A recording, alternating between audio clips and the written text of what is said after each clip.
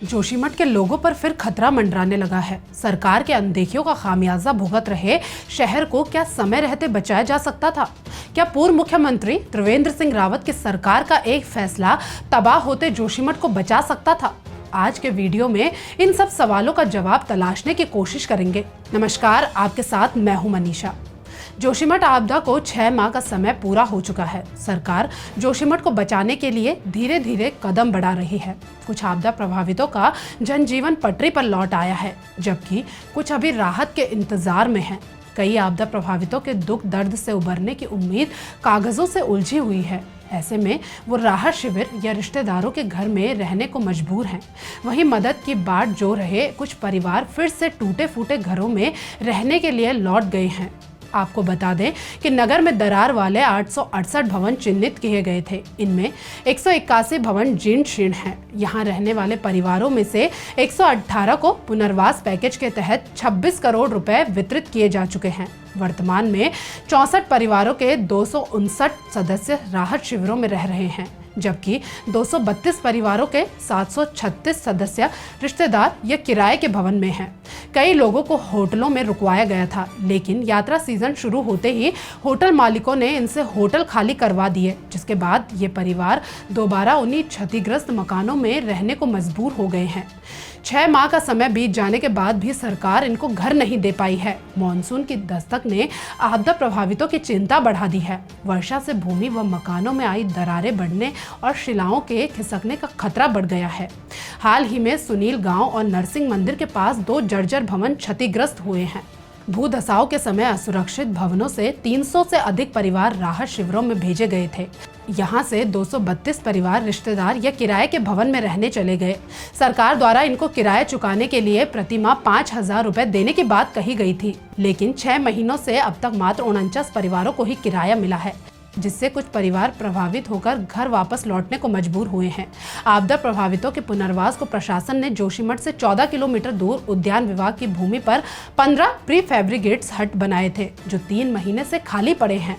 प्रभावितों का कहना है कि नगर से इतनी दूर जाकर खेती बाड़ी और मवेशियों का ध्यान कैसे रख पाएंगे, बच्चों की पढ़ाई का क्या होगा।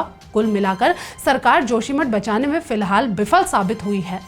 अब सवाल ये उठता है कि आखिर इतना पुराना ऐतिहासिक नगर जोशीमठ में ये नौबत आई ही क्यों? क्या समय रहते जोशीमठ को बचाया नहीं जा सकता था? इन सवालों के जवाब ढूंढने के लिए हमें कुछ पुरानी बातों पर ध्यान देना होगा। आपको बता दें कि सबसे पहले साल 1939 में आर्नोल्ड हेम और ऑगस्ट गैंगसन ने अपनी किताब सेंट्रल हिमालय में बताया था कि जोशीमठ इतिहास में एक बड़े लैंडस्लाइड पर बसा है। इतिहासकार शिव प्रसाद डबराल भी अपनी किताब में लिख चुके हैं कि जोशीमठ में लगभग 1000 साल पहले एक लैंडस्लाइड आया था, जिसके चलते कत्यूर राजाओं को अपनी राजधानी जोशीमठ से शिफ्ट करनी पड़ी थी। लेकिन पिछले 50 साल की ओर देखें तो 1976 के आसपास जोशीमठ में लैंडस्लाइड की काफ़ी घटनाएं हुई हैं, जिसकी जांच के लिए तत्कालीन गढ़वाल कमिश्नर महेश चंद्र मिश्रा की अध्यक्षता में उत्तराखंड सरकार ने एक कमेटी बनाई थी। मिश्रा ने जियोलॉजिस्ट की मदद से गहन की जांच और एक टू द पॉइंट रिपोर्ट तैयार की थी। इस रिपोर्ट में साफ कहा गया था कि जोशीमठ किसी ठोस चट्टान पर नहीं, बल्कि पहाड़ों के मलबे पर बना है, जो अस्थिर है। और अगर जोशीमठ को बचाना है तो यहाँ पर कंस्ट्रक्शन को कम करने की सख्त जरूरत है। और अगर कोई खास कंस्ट्रक्शन करना भी हो तो उसे गहन जांच के बाद ही शुरू किया जाए। जोशीमठ में बड़े बड़े कंस्ट्रक्शन पूरी तरह से बंद किए जाएं। जोशीमठ के आसपास बड़े बड़े चट्टानी पत्थरों को बिल्कुल न छेड़ा जाए और ब्लास्टिंग पर पूरी तरह से रोक लगा दी जाए। जोशीमठ के आसपास के एरिया में पेड़ लगाने की बात भी कही गई थी, ताकि जमीन की पकड़ बनी रहे, और पानी की निकासी के लिए पक्का ड्रेन बनाने की सलाह भी दी गई थी। लेकिन ये एक सरकारी रिपोर्ट थी और सरकारों ने इस रिपोर्ट को डस्टबिन में डाल दिया। उल्टा यहाँ पर बांध निर्माण की स्वीकृति दे दी गई, जिसके बाद यहाँ लगातार ब्लास्टिंग भी की गई। स्थानीय आज भी इसी परियोजना को तबाही का कारण मानते हैं। पिछले कुछ दशकों में जोशीमठ में वो सब हुआ जिसके लिए मिश्रा रिपोर्ट में मना किया गया था। आईटीबीपी का कैंप भी बना लिया गया, औली में कंस्ट्रक्शन भी शुरू किया गया, तपोवन विष्णु घाट हाइड्रो पावर प्रोजेक्ट के इर्द गिर्द खूब कंस्ट्रक्शन का काम हुआ। बद्रीनाथ जाने वाले श्रद्धालुओं के लिए बड़े बड़े होटलों का निर्माण किया गया, जिससे जोशीमठ के स्लोप पर काफी छेड़छाड़ हुई और ड्रेनेज की कोई व्यवस्था ना होने की वजह से होटलों और घरों से निकलने वाले पानी ने स्लोप को खोखला कर दिया, जिसके चलते जोशीमठ एक टिकिंग टाइम बॉम्ब में तब्दील हो गया। जियोलॉजिस्ट के मुताबिक जोशीमठ की इस हालात के पीछे तपोवन विष्णु घाट हाइड्रो पावर प्रोजेक्ट और चार धाम परियोजना के तहत बन रहे हेलंग बाईपास की सबसे अहम भूमिका है।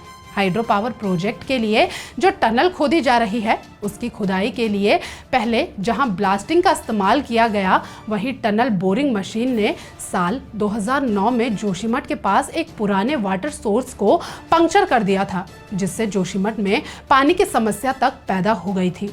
उस वक्त इसे लेकर काफी प्रदर्शन भी हुआ, लेकिन तब भी सरकार के कानों में आवाज नहीं पहुंची। फिर 7 फरवरी 2021 को ऋषि गंगा में आई भीषण बाढ़ ने जोशीमठ को काफी नुकसान पहुंचाया। इसके अलावा हेलंग बाईपास के निर्माण के दौरान भी एहतियात नहीं बरते गए, जिसका परिणाम आज जोशीमठ भुगत रहा है। सबसे हैरान करने वाली बात है कि इतने फ्रेजाइल एरियाज में इतने बड़े बड़े निर्माण करने के दौरान किसी तरह की हाइड्रोलॉजिकल स्टडी तक नहीं की गई। यहाँ तक कि ये भी पता नहीं किया गया कि धरती के अंदर पानी की क्या स्थिति है। इसकी ओर आम जनता को भी ध्यान देने की सख्त जरूरत है, क्योंकि जियोलॉजिस्ट की माने तो जोशीमठ की भौगोलिक स्थिति के मुताबिक इसे एक गांव ही रहने देना चाहिए था, लेकिन अर्बनाइजेशन और व्यापार के चलते इस इलाके पर इमारतों का बोझ बढ़ता गया, जिसका परिणाम आज हम भुगत रहे हैं। यही नहीं, जियोलॉजिस्ट के माने तो जोशीमठ के नीचे अलकनंदा नदी बह रही है, वो भी लगातार पहाड़ के स्लोप की जड़ को काट रही है। चार धाम परियोजना के खिलाफ भी सुप्रीम कोर्ट में अपील की गई थी ताकि पहाड़ी इलाकों को बचाया जा सके, लेकिन ये फैसला भी सरकार के हक में ही रहा और अब जोशीमठ में इस परियोजना के परिणाम भी दिखने लगे हैं। यानी व्यापारियों से लेकर सरकारी बाबुओं और इंजीनियर्स द्वारा जियोलॉजिस्ट की अनदेखी के चलते पहाड़ों का ये हाल हो रहा है। खैर, ये तो इतिहास की बात हुई, लेकिन क्या जोशीमठ को बचाया जा सकता है? पहाड़ों पर हो रहे बेहिसाब निर्माण से हो रहे नुकसान पर कभी किसी सरकार ने ठोस नीति नहीं बनाई। पूर्व की त्रिवेंद्र सरकार ने इस पर काम करना शुरू किया था, पर उनके पद से हटते ही इसको ठंडे बस्ते में डाल दिया गया। दरअसल पूर्व की त्रिवेंद्र सरकार ने 13 नवंबर 2017 को सभी जिलों के स्थानीय प्राधिकरणों और नगर निकायों के विकास प्राधिकरण से संबंधित शक्तियां लेते हुए 11 जिलों में जिला स्तरीय विकास प्राधिकरण गठित किए गए थे। हरिद्वार रुड़की विकास प्राधिकरण HRDA में हरिद्वार के क्षेत्रों को शामिल कर लिया गया था, जबकि मसूरी देहरादून विकास प्राधिकरण MDDA में दून घाटी विकास प्राधिकरण को चिन्हित कर दिया गया था। इसमें स्पष्ट किया गया था कि सभी जिला विकास प्राधिकरणों में नेशनल हाईवे और स्टेट हाईवे के 200 मीटर दायरे में आने वाले सभी गांव शहर शामिल होंगे। इनमें नक्शा पास करना अनिवार्य कर दिया गया था। बाद में तीरथ सरकार ने सभी जिला विकास प्राधिकरणों को स्थगित कर दिया था, लेकिन जिस तरह जोशीमठ बेहिसाब निर्माण कार्यों की सजा भुगत रहा है, उस तरह की घटना कहीं और दोबारा ना हो, इसके लिए निर्माण कार्यों की स्वीकृति देने के लिए विकास प्राधिकरण जैसे कदम बेहद जरूरी थे। त्रिवेंद्र सरकार में लिया गया ये फैसला निश्चित रूप से प्रदेश के लिए एक अहम कदम था। हालांकि जोशीमठ त्रासदी के बाद सरकार फिर से इनको सक्रिय करने जा रही है।